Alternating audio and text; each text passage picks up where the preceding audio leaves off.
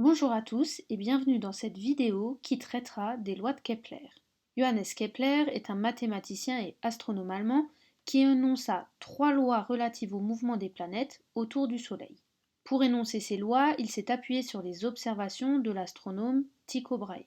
Bien que ces lois aient été énoncées pour les planètes du système solaire, elles peuvent être généralisées pour tous les satellites d'un astre attracteur quelconque. La première loi de Kepler est la loi des orbites et s'énonce comme suit. Les orbites des satellites sont des ellipses dont le centre de l'astre attracteur occupe un des foyers. Si on prend l'exemple de la Terre, on obtient une schématisation comme celle-ci. Le Soleil se trouve à l'un des foyers, ici F. Le foyer F', où l'astre attracteur ne se trouve pas, ne contient rien de particulier. La distance maximale entre deux points de la trajectoire, c'est-à-dire deux points de l'ellipse, s'appelle le grand axe.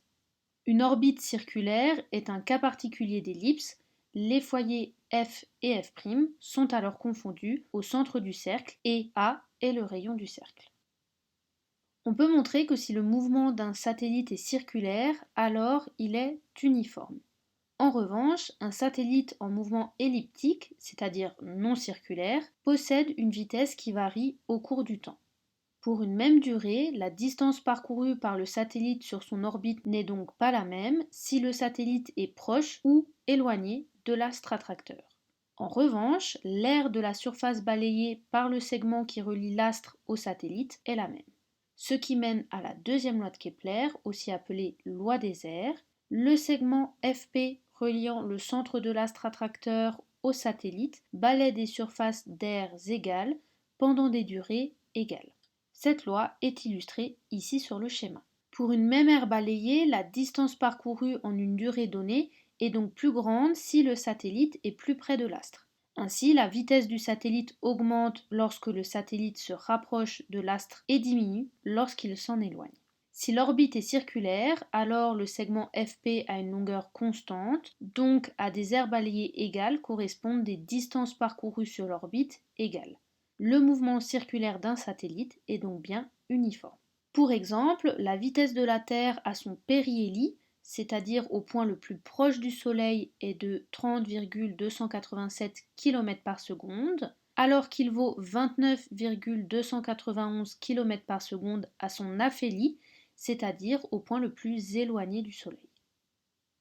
La troisième loi de Kepler, ou loi des périodes, est la suivante. Le quotient du carré de la période grand T de révolution d'un satellite par le cube du demi-grand axe petit a de son orbite est indépendant du satellite et ne dépend que de la masse grand M de l'astre attracteur.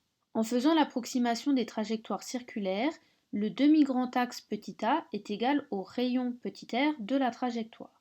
En utilisant la définition de la vitesse et le repère de Freinet, on peut montrer que pour tous les satellites du même astre attracteur, on a t au carré divisé par r au cube est égal à 4pi au carré divisé par grand G fois grand M, où grand G est la constante universelle de gravitation et grand M la masse de l'astre attracteur. Pour finir, rappelons les notions qu'il est important de retenir. La première loi de Kepler est la loi des orbites qui stipule que les orbites des satellites sont des ellipses dont le centre de l'astre attracteur occupe un des foyers. La deuxième loi de Kepler, ou loi des airs, stipule que le segment FP reliant le centre de l'astre attracteur au satellite balaie des surfaces d'aires égales pendant des durées égales.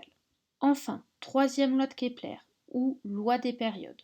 Le quotient du carré de la période de révolution d'un satellite par le cube du demi-grand axe de son orbite est indépendant du satellite et ne dépend que de la masse de l'astre attracteur.